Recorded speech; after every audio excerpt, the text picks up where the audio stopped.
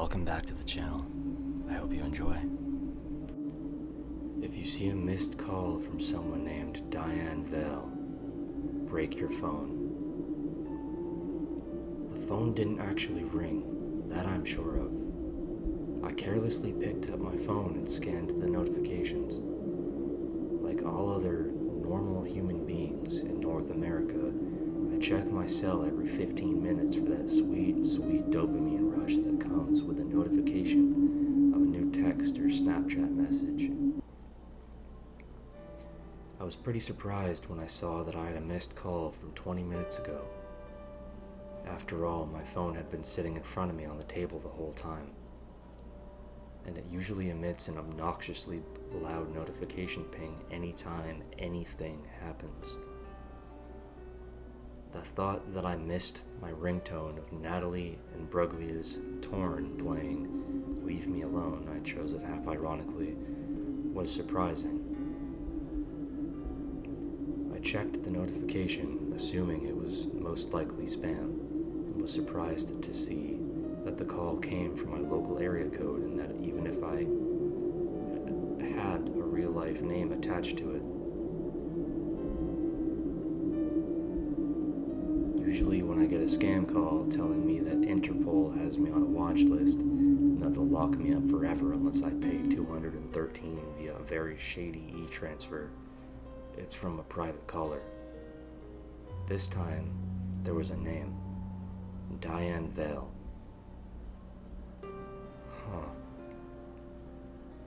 It was still most likely a spam call, but I had been recently playing some modest gigs and opening for up-and-coming artists with my band, and I'd made sure to hand out my music business card like candy at this point. I figured it wouldn't hurt to call back with this small, exciting but irrational what-if thought in the back of my mind, and so I did.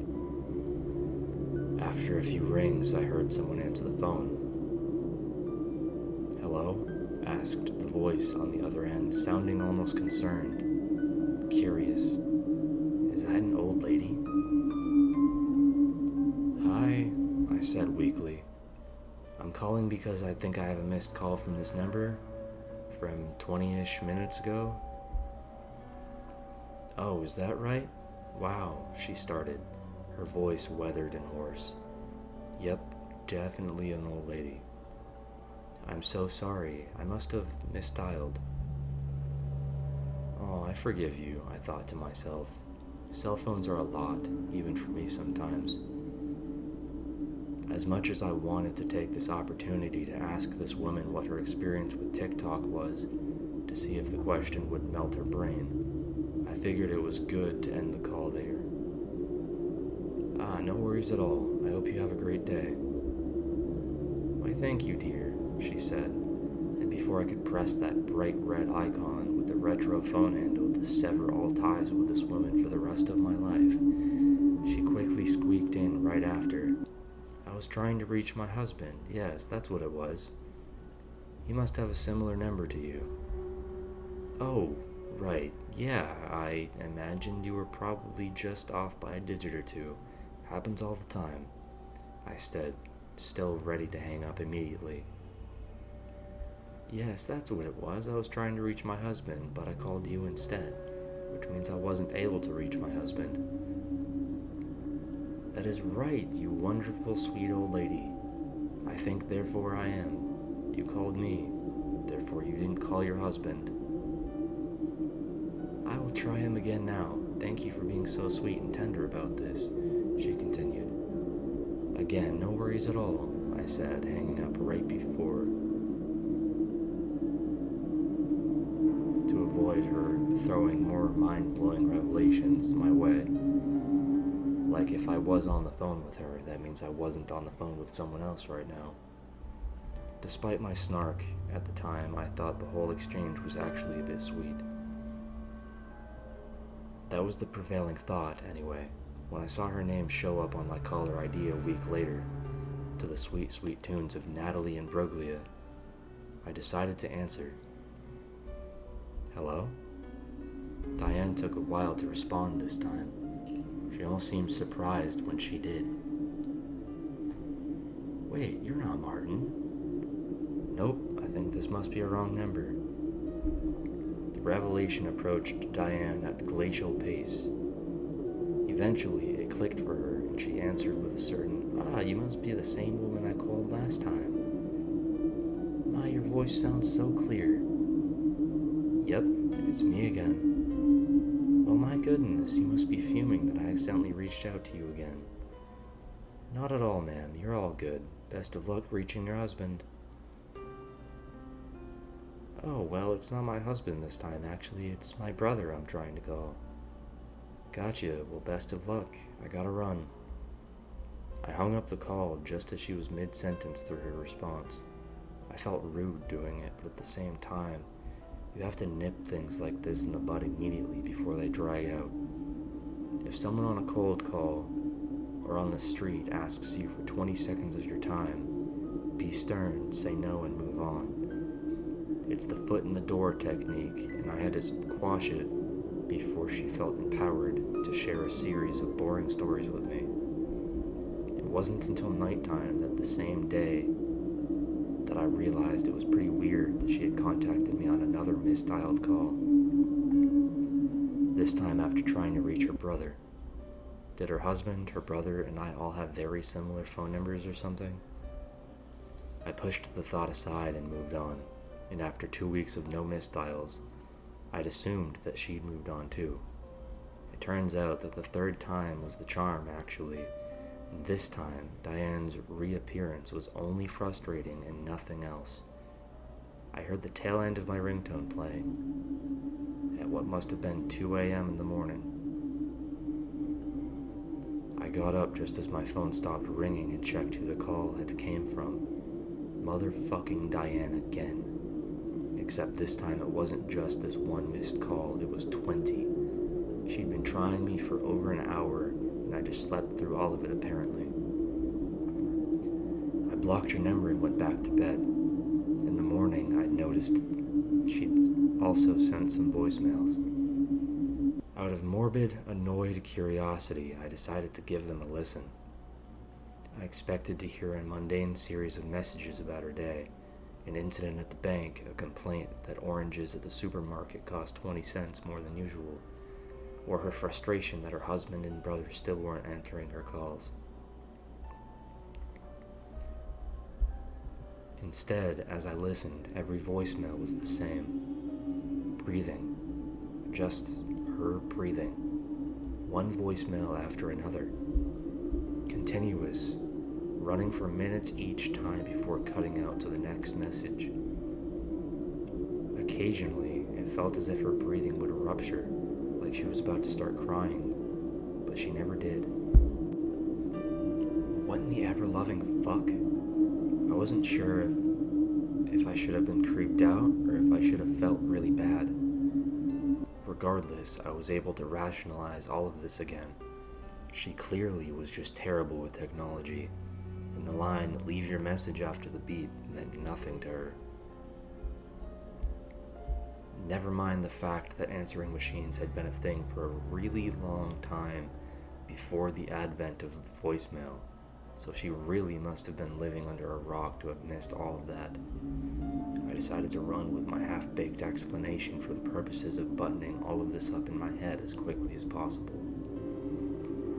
Thanks to me blocking her number, the next couple of months were business as usual.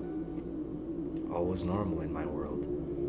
Yes, I would still get a strange sinking feeling in my stomach every time I thought about Diane's series of late-night calls, but overall the hustle and bustle of everyday life allowed me to put the incident behind me. Then, on a not-so-special day at a not-so-special time, my phone started ringing. I instinctively went to pick it up, as I was actually awaiting a call from one of my friends at the moment. I almost had an aneurysm when I saw the name Diane Vale on the caller ID. My curiosity on how she'd overridden me blocking her number was quickly quashed when I realized that her number looked way different this time. It definitely wasn't from my local area code. She changed numbers to reach me. I answered the phone. I don't know what the fuck is wrong with you, but stop fucking calling me. I'm completely alone, she interrupted. Her interjection stumped me momentarily. I'm alone, she continued. I heard you. My husband, my brother, my family, and friends, they've all passed. I have no one. I'm completely isolated. Look, I'm sorry to hear that, really, but that's no excuse. I just need someone to talk to. Please, just one meaningful conversation, and then you won't need to hear from me anymore. God damn it. Okay, I replied. As weird as this whole ordeal was, seriously, calling a stranger because you're lonely under the pretense that it was just a wrong number? If getting her to talk about the heartache that comes with growing old alone and losing everyone you love was enough to put her at ease, then I could probably burn 10 minutes for it. Secretly, I was more frustrated at the potential kids, grandkids, or extended family that this woman may have had, who'd left her all alone with no emotional support. Sometimes it feels like I've always been alone, she started, and yet I have memories of a time when life was full. There was company, laughter, liveliness. I can distinctly remember moments where it felt like I had almost done too much socializing, where the presence of others was almost overbearing, if you could believe it. You don't say. Ah, in hindsight, what a strange, foolish thought for me to have had, she mused, her voice trailing off. I decided to multitask. I had a concert later in the evening, and I figured I could put her on speakerphone and start getting ready. I went to the bathroom, placed my phone on the countertop next to the sink, and started doing my makeup in front of the mirror. I'm sure that reminiscing on the past probably brings back some mixed feelings. I'm sorry to hear that you feel alone nowadays. No old friends or extended family around for you to talk to? I asked her. Nope, everyone I've been close to has passed. Damn, that really does suck. I tried to approach the conversation from a new angle, while applying eyeliner. Might be a strange question, but is there any way for you to try to make some new friends, you think? Or do you have kids or grandkids that you could reach out to, maybe? I've tried, with my kids. No luck. They never answer. That's a shame, I replied. But on the topic of new friends, yes, absolutely. I would certainly love to make some new friends. That's good, I said, but as I spoke, something felt off. I felt a chill going up my spine. Like something inside me, some inner barrier had just been breached. It's a hard feeling to describe. I hope you can find some way to feel empowered, I continued, shaking off the weird feeling. Thanks for taking the time to listen to one of my videos. I'll catch you in the next one. Ciao.